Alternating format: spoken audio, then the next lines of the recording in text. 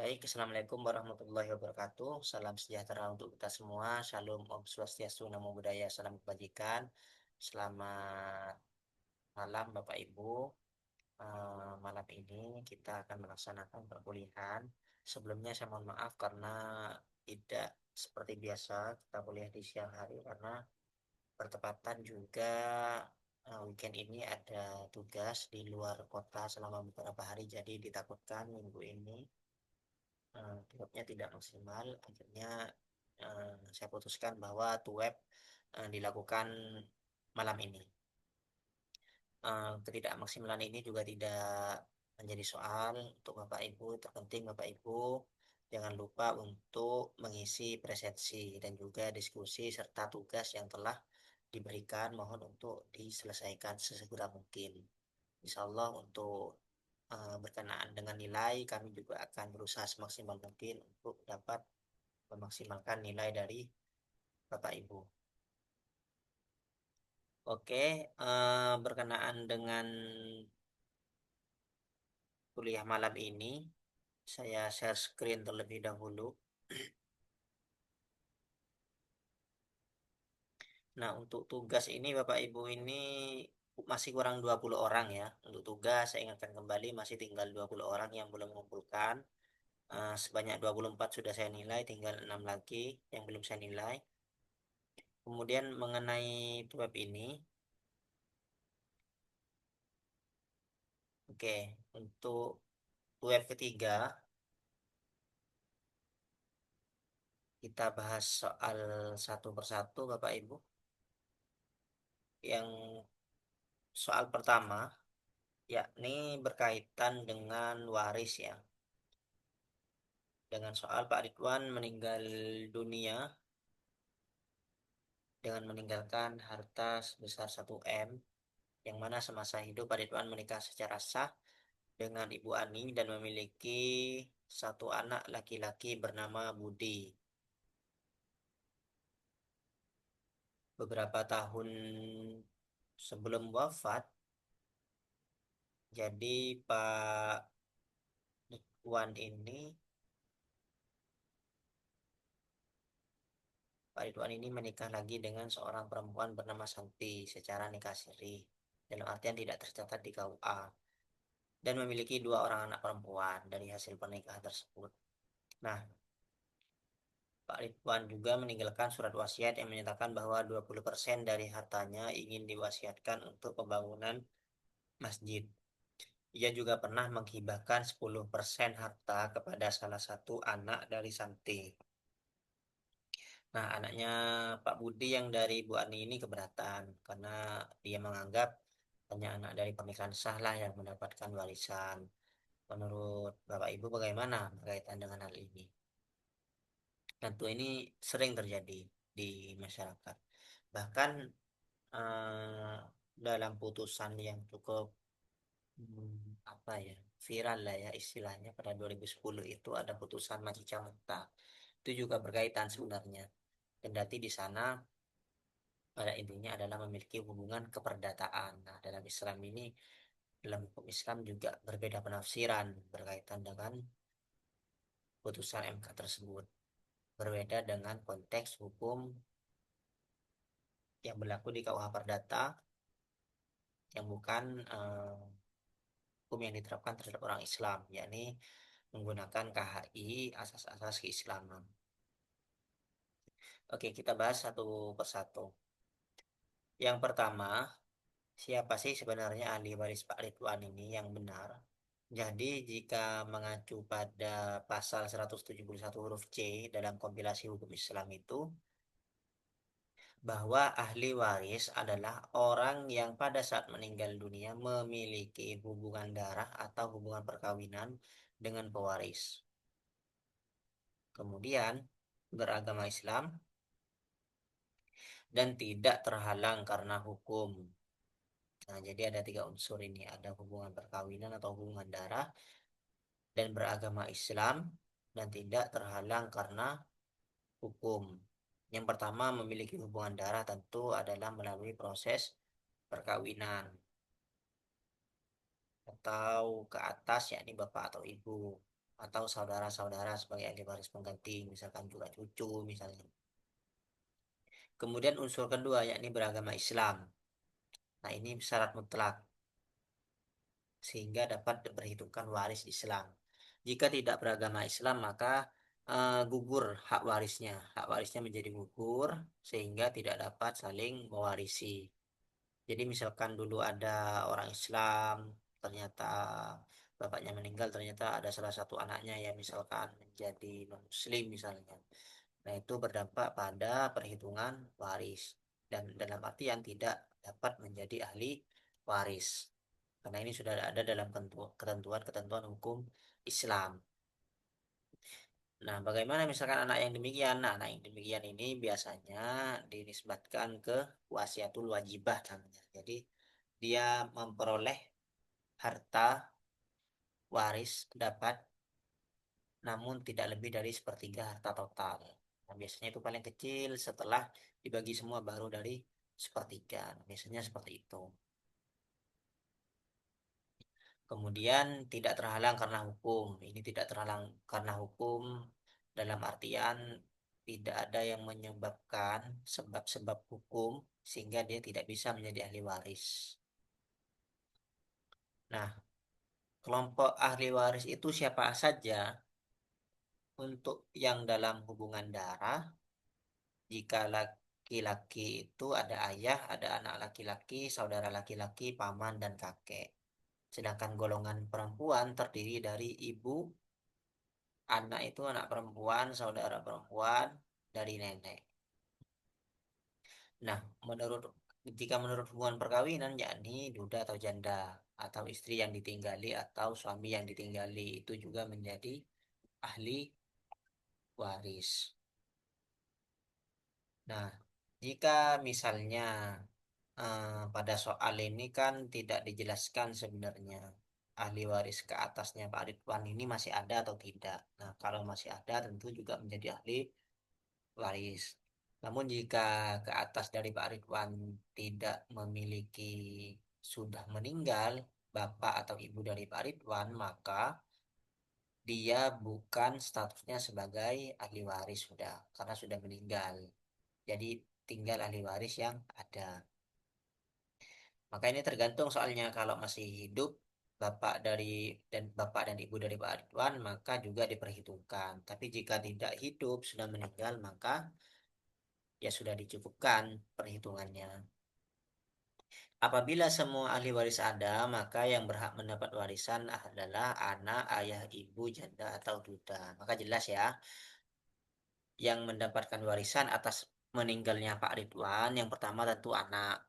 Yakni anaknya namanya Budi, kemudian bapaknya Pak Ridwan jika masih ada, atau ibunya Pak Ridwan jika masih ada, kemudian istrinya Pak Ridwan yakni Bu Ani itu jelas mendapatkan sebagai warisan. Ah, bagaimana dengan istri kedua yang dilakukan secara siri itu, Bu Sinta dan kedua anaknya itu? Bagaimana status warisnya terhadap mereka sehingga dapat dikatakan ahli waris atau bukan sebenarnya terhadap mereka berdua. Nah,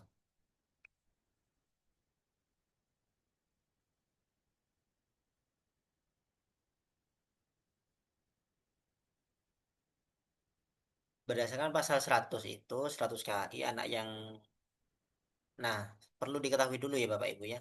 Jadi kan ini kan menikahnya secara siri. Dalam artian menikah siri, siri ke siri dari yang sudah menikah dalam artian Pak Ridwan sebelumnya sudah menikah sah dengan Bu Ani kemudian dia menikah lagi berarti kan poligami entah ini poligami secara sukarela atau tidak kita tidak diketahui karena tidak ada penjelasan dalam soal namun yang dapat kita tarik kesimpulan adalah Pak Ridwan melakukan poligami yang tidak tercatat maka atas hal demikian bagaimana status anaknya dan ibunya akhirnya? Nah, dalam pasal 100 KI itu anak yang lahir di luar perkawinan hanya mempunyai hubungan nasab dengan ibunya dan keluarga ibunya. Sehingga Dalam istilah fikih itu nasab diartikan sebagai keturunan ahli waris atau yang berhak mendapatkan warisan karena pertalian darah. Kemudian hubungan nasab merupakan salah satu penyebab pewarisan. Nah, Bapak Ibu di sesi sebelumnya kan sudah pernah kami jelaskan berkenaan dengan poligami, syarat sah poligami. Nah, itu kan pasti sudah Bapak Ibu ingat berkaitan dengan itu. Maka tidak bisa dilakukan poligami tanpa adanya permohonan izin poligami yang dilakukan dimohonkan kepada pengadilan agama setempat. Nah, jika pengadilan agama tidak memberikan penetapan atau izin terhadap Pak Ridwan, maka pernikahannya dianggap tidak sah. Apalagi Bu Ani misalnya diam-diam dari Bu Ani misalnya. Pak Ridwan nikahnya diam-diam dengan Bu Sinta ini. Ya akhirnya ya yang menjadi korban siapa? Lagi-lagi Bu Ani dan anaknya. Sehingga kenapa hukum Islam demikian, memberikan hukum yang demikian, yakni untuk memberikan rasa kepastian dan juga keadilan terhadap istri sah. Jika tidak dilakukan demikian, yang anak yang lahir di luar perkawinan yang sah, maka akan banyak terjadi sengketa-sengketa waris. Karena kan fenomena-fenomena sosial kita kan banyak berkaitan dengan perselingkuhan hingga memiliki anak yang dikatakan dikasih tapi sirihnya sirih sekarapnya sendiri, dalam artian sirihnya aja ya sudah akad-akad saja, tidak diketahui istri pertamanya, istri simpanan misalnya, istri deposito mungkin ya Bapak Ibu. Nah, jadi itu tidak bisa nanti akhirnya apa akibatnya terhadap anak. Anak tidak memiliki nasab terhadap bapaknya, sehingga nasabnya ditarik ke ibunya dan ke atas dari ibunya, saudara-saudara dari ibunya. Jadi tidak memiliki nasab terhadap ibunya. Nah, ini nanti berkaitan juga dengan hak perwalian. Hak perwalian misalnya anaknya mau nikah, siapa terus yang menjadi walinya? Sedangkan nasab ke bapaknya putus. Itu bagaimana? Kemudian yang dimaksud dengan anak di luar perkawinan juga dalam KHI itu dilahirkan di luar perkawinan yang sah. Nah, apa itu perkawinan yang sah? Eh, Sebentar saya coba ini ya di undang-undang ya.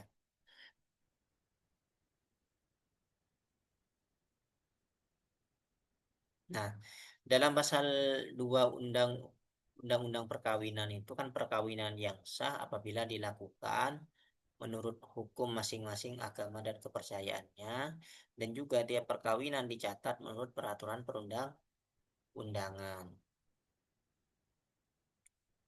Jelas ya berarti ya. Sah menurut agama. Menurut agama kira-kira sah tidak perkawinan Pak Ridwan dengan Bu Sinta? Itu bukan perkawinan pertama loh ya. Jika perkawinan pertama tidak ada Bu Ani misalnya ya sah-sah saja. Dalam artian tidak ada yang harus menjadi korban, tidak ada yang harus merasa adanya ketidakadilan. Nah, sedangkan ini adalah pernikahan kedua dalam artian poligami, istrinya tidak tahu menahu, berarti kan secara syar'i, secara izin poligami tidak ada, pemisahan harta pun tidak ada, sehingga ini berakibat hukum yang serius terhadap istri dan anak-anak istri dari istri kedua, sehingga dapat dikatakan sebagai anak luar kawin, sehingga hubungan nasabnya hanya untuk ke ibu dan ke atas dari ibu, tidak ke bapak. Akhirnya waris-warisnya tidak melalui bapak, akhirnya dia terhalang menjadi ahli waris. Kendati ini dalam konteks hukum Indonesia ya, hukum Islam Indonesia, karena dalam beberapa negara ada yang eh, mengesahkan poligami dengan cara seperti ini ada. Namun dalam hukum Islam di Indonesia, karena ini mata kuliah hukum Islam dan acara peradilan agama yang ada di Indonesia, maka saya katakan ini berakibat hukum fatal karena anak maupun istri kedua tidak mendapatkan hak-hak waris. Seperti itu Bapak Ibu. Kemudian di pasal 186 ini juga dijelaskan bahwa anak yang lahir dari perkawinan hanya mempunyai hubungan saling mewaris dengan ibunya dan keluarga dari pihak ibunya. Maka jelas kepada Pak Ridwan terputus. Kenapa saya pakai KHI terus dari tadi? Karena acuannya dalam penanganan perkara itu lebih didahulukan adalah KHI dalam hukum acara peradilan agama. Berbeda dengan perdata umum yang menggunakan BW hingga saat ini. Itu bagi yang non-muslim. Nah, misalkan istri kedua Pak Ridwan diisbatkan misalnya, bisa tidak kira-kira? Karena sifatnya isbat itu kan bisa dilakukan isbat kontensius, misalnya orangnya sudah meninggal. Nah, isbat poligami bisa tidak kira-kira? Nah, dalam SEMA nomor 3 tahun 2018 itu bahwa permohonan isbat nikah terhadap poligami atas dasar nikah siri itu kendati, ini sangat tegas ya, kendati untuk kepentingan anak harus dinyatakan tidak dapat diterima. Artinya di apa? Di NO, tidak dapat diterima. Untuk menjamin kepentingan anak bisa diajukan permohonan asal-usul anak. Tapi lagi-lagi permohonan asal-usul anak ini hanya dinasabkan ke ibunya. Jadi dalam SEMA ini jelas ya, SEMA Surat Edaran Mahkamah Agung nomor 3 tahun 2018. Jadi isbat nikah poligami ini tidak akan pernah diterima dalam permohonannya. Misalkan yang memohonkan nanti istri keduanya Bu Sinta tidak akan diterima. Karena semanya sudah jelas bahwa permohonan isbat nikah poligami atas dasar nikah siri tidak akan dapat diterima. Nah, tadi kan juga ada status hibah ke anak yang 10% kemudian wasiat. Nah, dalam hal wasiat, wasiat itu hanya boleh diperbolehkan sebanyak-banyaknya sepertiga. Nah, jika tadi di soal itu kan 20%, nah itu masih boleh. Jika sudah 40%, 33,3% ke atas itu sudah tidak dibolehkan. Dalam artian jika melebihi itu dapat dibatalkan. Nah, ini ada frasa kecuali jika ini ya, kecuali semua ahli waris menyetujui. Kalau ahli warisnya setuju ya tidak masalah lebih dari sepertiga. Kalau tidak setuju, nah itu yang dapat dibatalkan. Kemudian masalah hibah kepada anaknya, anak dari Bu Sinta. Hibah itu ke siapapun boleh saja, diberikan ke siapapun boleh. Tapi tetap juga ketentuan sepertiga itu. Namun jika dalam keadaan sakit, karena tadi kan beberapa tahun sebelum meninggal itu dimungkinkan misalnya sakit parah. Nah itu juga harus mendapat persetujuan ahli waris. Jika hibah dilakukan terhadap Bu Sinta, apalagi Bu Sinta dalam tanda kutip dia adalah istri simpanannya Pak siapa? Iya Pak Andi ya. Nah itu juga harus mendapat persetujuan ahli warisnya. Nah sedangkan di soal sudah jelas bahwa Budi tidak mau memberikan kepada anaknya Bu Sinta. Jadi jelas maka jika tidak disetujui maka bisa batal yang 10% yang telah diserahkan itu.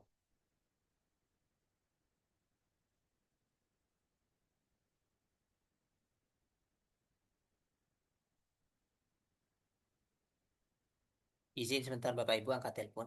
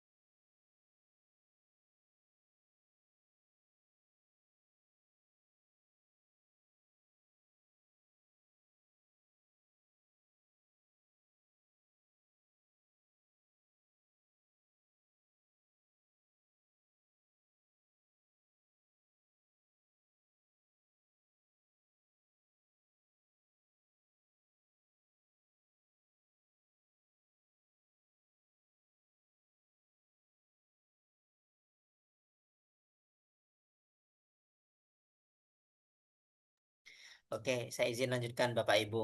Nah, jadi kembali ya, bahwa wasiat itu tidak boleh dari sepertiga, kecuali ahli warisnya setuju. Jika tidak setuju, maka maksimal sepertiga itu. Jika hibah itu jika dekat kematian atau dalam keadaan sakit, jika dalam soal itu karena beberapa tahun sebelumnya ya maka jika diindikasikan sakit maka harus mendapat persetujuan ahli waris. Kendati itu hanya 10%. Itu bisa dibatalkan juga, bisa digugat. Jadi jelas ya Bapak Ibu ya, siapa penerima, siapa ahli warisnya tentu ahli waris, ahli warisnya,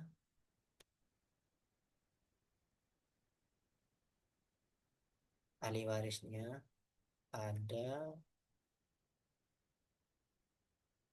oke, ahli warisnya ada Bu Ani, ada Budi. Maka jelas ya, jika ke atasnya bapaknya Pak Andi atau ibunya Pak Andi masih ada, maka juga menjadi ahli waris. Tapi jika tidak ada, maka ibu dan anak yang menjadi ahli waris. Bu Sinta dan kedua anaknya tidak berhak menjadi ahli waris dikarenakan terhalang statusnya. Kecuali dengan Bu Ani dulu bercerai dulu. Kemudian nikah sah dengan Bu Sinta. Nah itu bisa. Tapi masalahnya kan dia nikahnya diam-diam. Nah, itu yang menghalanginya menjadi ahli waris. Akhirnya warisnya hanya melalui jalur ibu. Jadi demikian. Nah, untuk soal pertama mungkin dari Bapak Ibu ada tanggapan atau ada yang ingin didiskusikan, saya persilahkan. Atau kita langsung lanjut ke Mohon izin Pak, bisa bertanya Pak. nggih, monggo. Eh, Kalau misalnya Pak itu apa namanya istri keduanya dengan istri pertama itu Pak Ridwan itu sudah cerai baru dengan istri yang nikah sirinya itu kawin lagi atau melakukan pernikahan yang sah, apakah hak waris anaknya itu akan eh, didapatkan atau tetap tidak mendapat hak waris seperti itu Pak? Nah, baik. Terima kasih. Pak, siapa barusan ya? Pak Alan ya? Iya Pak, siap. Ya, baik. Terima kasih Pak Alan. Jadi kejadian seperti ini banyak terjadi di masyarakat Bapak Ibu. Dalam artian eh, jika cari di internet sangat mudah dalam artian misalkan ada seorang suami sukses misalkan karena sudah sukses dia punya istri di sini di sini. Nah, ini banyak kasus seperti ini, banyak kasus seperti ini akhirnya apa, anak-anak yang dilahirkan dari istri kedua ketiga keempat yang tidak dilakukan melalui jalur prosedur secara formal. Nah, ini yang menjadi bermasalah. Sebagaimana di tahun 2010 itu ada kasus yang Macica Mokhtar itu. Nah, itu gempar di Republik ini waktu itu. Kendati putusan MK itu menyatakan bahwa anak dari perkawinan siri itu memiliki hubungan nasab, hubungan keperdataan ya bahasanya ya, hubungan keperdataan. Entah ditafsirkan kemana oleh MK waktu itu kok bisa muncul hubungan keperdataan, tapi yang jelas dalam hukum Islam itu tidak dapat dinisbatkan sebagai ahli waris. Nah, misalnya kasusnya seperti tadi dengan Bu Ani misalkan sudah cerai secara ini ya, sudah melalui proses peradilan ya, dalam artian sudah ada akte cerai yang menunjukkan bahwa dia sudah bercerai. Kemudian Pak Ridwan menikah lagi dengan Bu Sinta secara sirih misalnya. Nah, kemudian setelah secara sirih dengan Pak Ridwan, ternyata Pak Ridwan meninggal. Gimana statusnya itu? Nah, seperti ini Bapak Ibu. Jika sudah bercerai terlebih dahulu dengan Bu Ani, maka status hubungannya dengan Bu Ani maka selesai. Dalam artian yang sebagai bukti adalah akte cerai telah valid, maka hubungan kewarisan dengan Bu Ani terputus. Jadi ketika Pak Ridwan dengan Bu Ani bercerai, maka Bu Ani tidak mendapatkan hak-hak waris karena sudah terputus. Makanya banyak kadang orang yang sepuh-sepuh dalam artian untuk mengamankan aset ya, saya kurang paham ya. Jadi di lapangan itu kadang hukum secara di lapangan itu kadang orang-orang menceraikan istrinya demi istrinya tidak dapat warisan misalnya. Ada yang seperti itu Bapak Ibu. Kenapa demikian? Karena ketika dicerai maka hak warisnya putus. Yang bisa didapati istri hanya harta gono gininya, tapi untuk hak warisnya menjadi putus. Kalau ke anak-anaknya tidak pernah terputus ya. Nah, oleh karena putusnya perkawinan itu, maka menyebabkan keduanya menjadi putus hak mewarisnya, saling mewarisinya putus. Nah, kemudian misalkan dari Bu Ani, berarti siapa yang menjadi ahli warisnya? Nah, yang menjadi ahli warisnya yakni satu hanya Budi, satu orang anak itu. Ataupun misalkan ada punya lebih dari satu anak, maka anak-anaknya yang menjadi ahli waris. Atau bapaknya Pak Budi misalkan, bapaknya Pak Ridwan dan ibunya Pak Ridwan misalnya masih hidup, yaitu yang menjadi ahli waris. Tapi istrinya, mantan istrinya tidak menjadi ahli waris karena sudah putus perceraian. Kemudian dengan Bu Sinta, karena dia sudah menikah, kendati secara sirih, bagaimana langkah hukum yang bisa diambil, yakni dilakukan isbat nikah. Nah, itu bisa dilakukan isbat nikah. Isbat nikah ini dilakukan adalah, isbat nikah itu pengesahan nikah ya Bapak Ibu ya. Jadi pengesahan nikah antara Pak Ridwan dengan Bu Sinta. Nah, ketika berkenaan dengan pembagian waris, ternyata Pak Ridwan dan Bu Sinta belum menikah secara sah, maka dapat diisbatkan. Jika dalam proses pengadilan bagaimana? Nah, dalam pengadilan tentu karena ini berakhir dengan perceraian dengan Bu Ani, maka Bu Sinta harus bisa membuktikan perceraian dari Pak Ridwan dengan Bu Ani. Apa buktinya? Yakni akta cerai. Nah, itu bisa. Muncullah penetapan isbat nikah. Nah, akhirnya jadi sahlah Pak Ridwan dengan Bu Sinta. Dan sejak sahnya perkawinan itu, meskipun Pak Ridwan sudah meninggal bisa ya, isbat nikah kontensius namanya. Isbat nikah kontensius namanya. Pak Ridwan meninggal misalnya, diajukanlah isbat nikah kontensius. Jika orangnya hidup masih bisa isbat nikah. Kalau sudah meninggal namanya isbat nikah kontensius. Jadi kendati Pak Ridwan sudah meninggal, ternyata pengen disahkan dengan Bu Sinta, maka Bu Sinta dapat melakukan permohonan isbat nikah kontensius. Itu bisa. Setelah muncul penetapan bahwa memang terjadi perkawinan antara Pak Ridwan dan juga Bu Sinta, sehingga melahirkan dua orang anak, maka ketiga orang ini, Bu Sinta dan kedua anaknya, menjadi saling mewarisi dari nasab Pak Ridwan. Nah, jadi jelas, jika posisi soalnya sedemikian rupa, maka yang menjadi ahli waris, misalkan ke atas dari Pak Ridwan, Bapak Ibu Pak Ridwan sudah meninggal, maka jelas ahli waris pertama adalah Budi, Bu Sinta, dan juga kedua anaknya Bu Sinta. Jadi itu yang menjadi ahli waris nantinya. Jika antara Pak Ridwan dan juga Bu Ani bercerai. Tapi jika tidak bercerai, kasusnya terjadi poligami secara diam-diam, poligami sirri itu, maka ya kembali ke penjelasan awal bahwa tidak dapat dilakukan isbat nikah terhadap poligami, sehingga terhalang kewarisannya terhadap Ibu Sinta dan kedua anaknya. Jadi anaknya hanya mewarisi dari ibunya. Jadi seperti itu, Pak Alan. Mungkin ada feedback Pak Alan atau fenomena-fenomena sosial di situ. Sudah cukup Pak, karena di sini kan ada juga tetangga itu, Nah, istri pertama itu minta cerai karena setelah mengetahui bahwa si suami ini ternyata nikah siri dengan mm, perempuan yang lain, dan ternyata dari perempuan tersebut itu punya anak. mm, mm.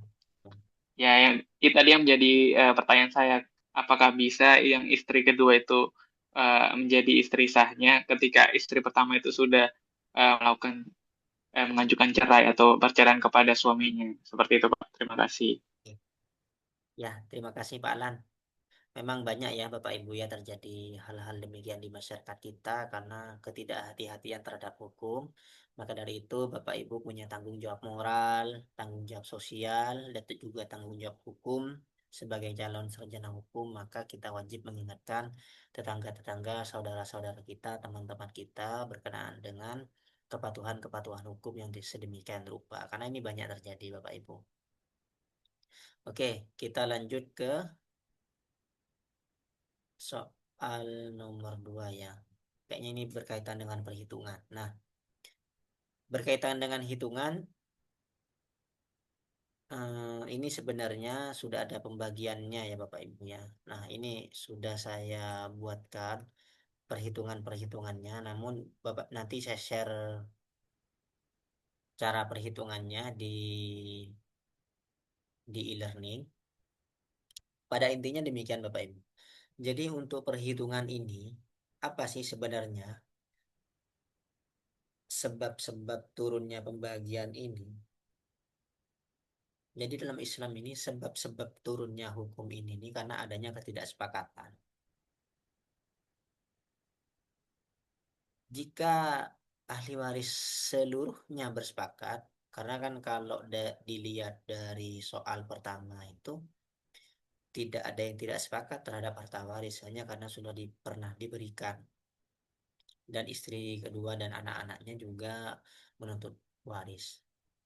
Nah, pada konteks ini kan sebenarnya keluarganya Pak Ridwan kan tidak pernah bersengketa berkaitan dengan waris. Nah, kalau tidak ada sangkut paut atau dalam arti tidak ada sengketa terhadap para ahli waris ya, setiap ahli waris tidak ada yang bersengketa, maka ya sudah kita bagi sesuai dengan musyawarah mufakat.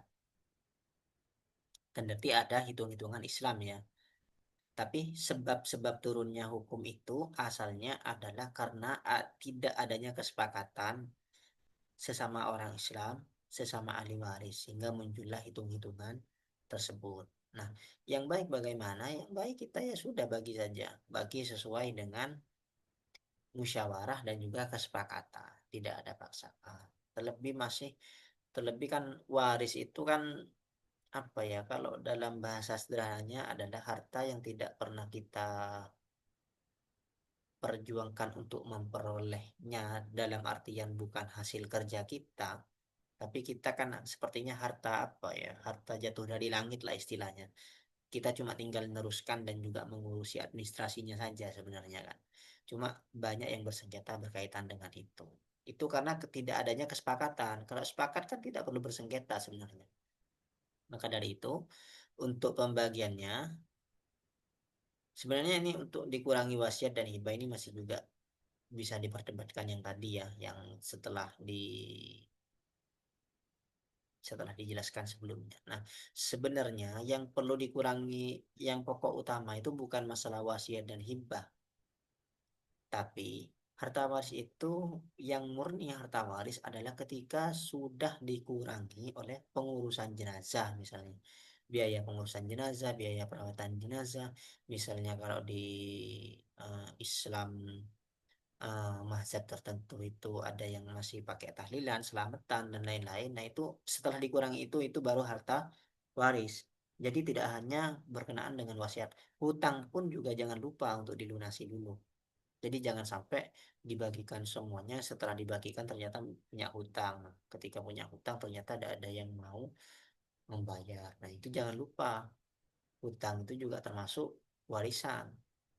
Seperti itu ya Bapak Ibu, yang kendati ada yang menyatakan bahwa hutang tidak dapat diwarisi misalnya. Ada. Atau kalau sekarang ngetrennya itu sudah pakai asuransi semua. Jadi hutang itu bisa putus karena sudah ada asuransi setiap, misalkan seperti pinjaman, kredit-kredit tertentu itu biasanya kalau yang melalui proses perbankan yang sudah ini ya, perbankan plat merah khususnya itu sudah tercover asuransi. Rata-rata sudah seperti itu. Jadi ketika misalkan pewaris meninggal ya sudah bisa tanpa mewarisi hutang. Biasanya demikian. Mengenai perhitungan saya skip ya Bapak Ibu ya, karena cukup banyak ini untuk perhitungan. Tinggal penerapannya saja sebenarnya. Karena kan hartanya itu juga mudah untuk dihitung karena hanya 1 miliar. Tidak berbentuk tanah misalnya. Yang susah itu sebenarnya berbentuk tanah. Tanah misalnya pembagian ketika keluar amar putusan misalnya 1/16 tanah itu milik ini misalnya. Nah, 1/16 tanah itu kan susah juga ngitungnya, apalagi bentuknya ada kotak misalnya. Kalau uang itu gampang, yang sulit itu harta ini, misalkan kayak mobil, misalkan rumah, nah itu agak agak kesusahan. Kalau sebelum dibagi secara in natura, kalau dibagi secara natura agak repot kayaknya. Nah, ini ada hubungannya dari penjelasan awal, ada hubungannya seluruhnya dengan soal ketiga, yakni ada mualaf dulu, cuma ini agak rancu ya soalnya ya. Ada mualaf dulu seorang pria mualaf dan juga seorang pria non muslim menikahnya di luar negeri. Ini yang jadi pertanyaan yang saya tidak berani ambil kesimpulan dalam artian karena ini sudah disediakan oleh prodi ya Bapak Ibu ya. Nah, jika tidak jika nikahnya di luar negeri maka kan di Indonesia juga tidak dianggap tidak pernah melakukan pernikahan. Kan demikian. Kemudian anaknya bagaimana? Siapa yang menjadi hak walinya? Sebagaimana dijelaskan di depan tadi bahwa wali nasab itu jika dilakukan menurut perkawinan menurut agama yang sudah sah, maka ya jelas bapaknya. Tapi jika seperti ini, nikahnya dulu di luar negeri punya anak. Berarti kan bukan nikah di Indonesia. Kalau nikah di Indonesia bisa diakui dalam hukum Indonesia. Itu kan juga berakibat hukum yang fatal dalam artian eh, dapat berpotensi ya. Jika ini tergantung pembuktian nanti sebenarnya. Berpotensi untuk dikatakan bahwa anak itu anak di luar perkawinan. Mengapa demikian? Karena secara syarat dan juga rukun dalam Islam itu tidak terpenuhi. Misalnya ini kan di luar negeri terus yang jadi walinya siapa waktu itu. Nah ini perlu dikritisi lebih dalam lagi sebenarnya. Nah untuk hak perwaliannya ini gimana nanti? Nah untuk melaksanakan perkawinan ini kan harus ada calon suami, calon istri, wali nikah, dua orang saksi dan juga ijab kabul. Nah wali nikah ini kan yang menjadi posisi sentral dalam soal nomor tiga. Nah jadi untuk perkawinan yang sah itu apabila dilakukan agama masing-masing, agama dan kepercayaannya. Nah, misalnya dalam agama tertentu membolehkan nikah beda agama misalnya, ya monggo, berarti kan secara agama sah. Tapi jika dalam suatu agama tertentu ternyata nikah beda agama dikatakan itu bukan nikah yang sah, ya maka tidak dapat dikatakan sebagai perkawinan yang sah. Apalagi dicatatkan. Jadi tidak mungkin dapat dicatatkan kalau secara agamanya dilarang. Nah, wali nikah dalam perkawinan itu rukun yang harus dipenuhi bagi calon mempelai wanita yang bertindak untuk nikahnya. Jadi wajib ya, maka yang jadi masalah itu kan anaknya tadi tidak mau dibawa ke pengadilan negeri, otomatis kan kawinnya kan bukan kawin Islam. Nah, untuk syarat wali nikah itu kan harus orang laki-laki, syaratnya yakni muslim, akil, dan baligh. Maka jika bapaknya dari non-muslim dan dulu nikahnya juga tidak jelas apakah nikah, bagaimana saya juga tidak paham karena di soal tidak jelaskan. Syarat utamanya ini kan muslim, jadi jelas ya, wali nikahnya terpental saja ini. Wali nikahnya jika bukan muslim, terlebih dari pernikahan yang tidak sah berbeda agama maka ini mental ini di sini bagian muslim unsur muslimnya sehingga bagaimana ya kita lanjutkan ke wali hakim sehingga tidak ini ya tidak wali nasab akhirnya jika demikian karena ya lagi-lagi perkawinannya bukan perkawinan yang sah maka hati-hati nih Bapak Ibu hati-hati dalam artian baik tetangga, saudara, atau teman-teman kita, jika tidak melakukan perkawinan secara sah, secara agama maupun secara formil undang-undang, maka berakibat hukum yang fatal.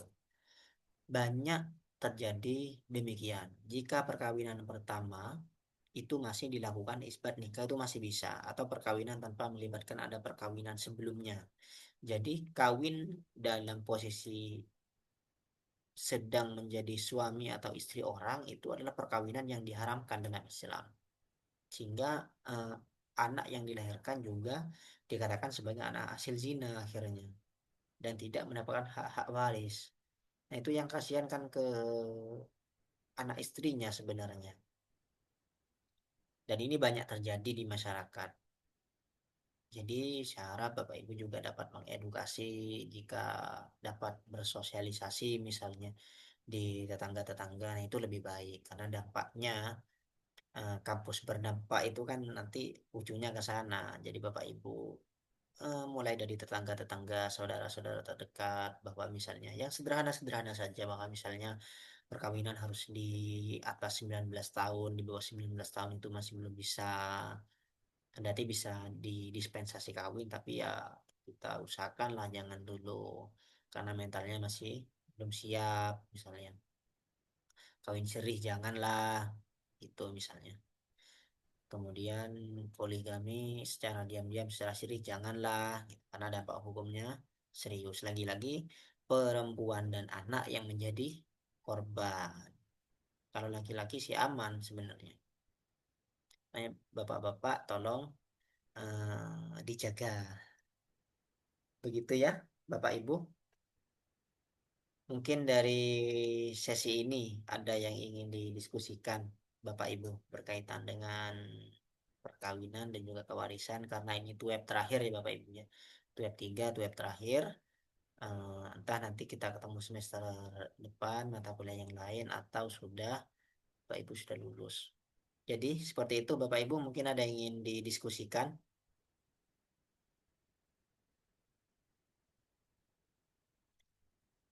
atau dicukupkan Bapak Ibu.